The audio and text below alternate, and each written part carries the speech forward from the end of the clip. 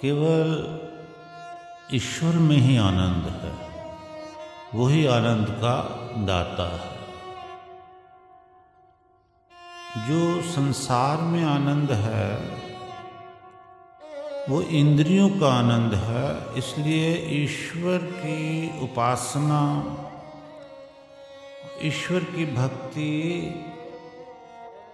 अगर हम नहीं करते, ईश्वर का ज्ञान हम नहीं लेते कि ईश्वर कहते किसको हैं, और बिना जाने ही ईश्वर की पूजा कर देते हैं, तो फल हमारा दुखदाई होता है।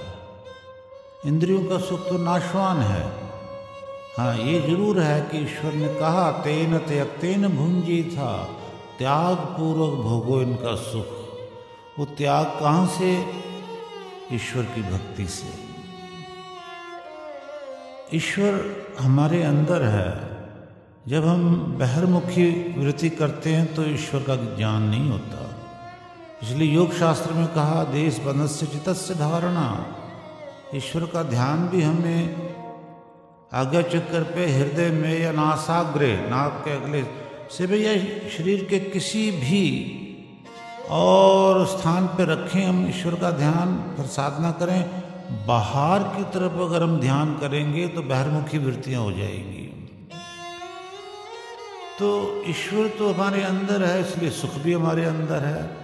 चित्तवृत्तियां रोको, साधना द्वारा आनंद में डूब जाओगे, ऐसा कह रहा है वेद।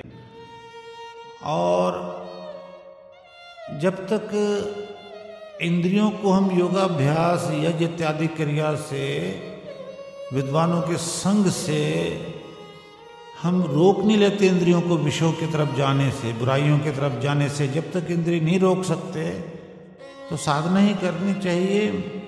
नहीं तो ईश्वर का सुख, मोक्ष का सुख और इन पदार्थों का भी सच्चा सुख जो ईश्वर ने हमें दिए, संसार के परिवार भी, सोना चांदी, ये भी सुख नहीं हमें मिलेगा। इनको प्राप्त करके भी जीव सदा रावण की तरह, कंस की तरह, दुर्योधन की तरह दुखी ही रहेगा।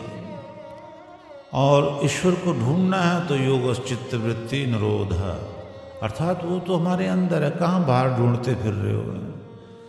तो किस तरह से वो मिलेगा? ये विद्वानों का संग, योगाभ्यास, यज्ञ, नाम स्मरण, ये सारे कार्य जो शुभ वेदों ने कहे, शास्त्रों ने कहे, गुरु की वाणियों ने कहे, वो करेंगे तो वो हमें मिलेगा। और फिर संसार के पदार्थ भी हमें सुख देंगे। जैसे श्री राम, श्री कृष्ण महाराज, ऋषि मुनि, हरिश्चंद्र राजा, दशरथ राजा, पुरु राजा हैं, इन्होंने भक्ति के साथ में संसार परिवार का भी सुख प्राप्त किया, त्याग वृत्ति में रह करके।